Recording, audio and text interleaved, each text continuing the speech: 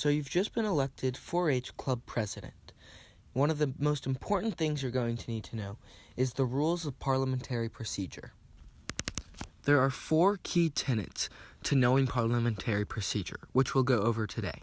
Calling a meeting to order, voting and discussion, tabling a topic, and filing officer reports for audit. Calling the meeting to order is supposed to happen at the very beginning of the meeting, and you're supposed to state the date and time of the meeting. Let me give you an example. I call this meeting to order at 7 o'clock on June 6th. Voting and discussion is a bit more complicated than calling the meeting to order. In order to pass things, you must know how to use and when to use a motion. You must use the format I move to ... In order to know when to use a motion, you have to know the 3 different types of motions. A main motion, which introduces things for consideration, a subsidiary motion, which changes or affects how a main motion is handled, and an assumptive motion, which I'll get into later.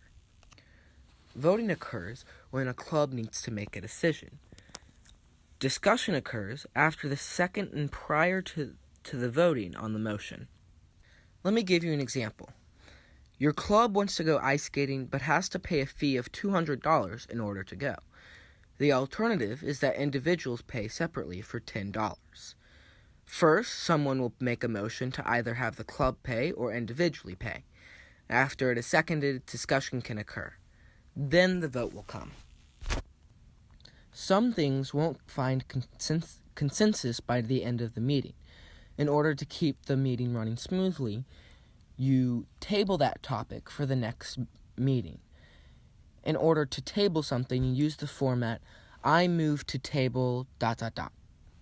Filing officer reports for audit uses the assumptive motion I talked about earlier. The example would be the treasurer's report has been distributed to you. Are there any corrections or questions? Pause. If there are no corrections, then the treasurer's report will be filed for audit.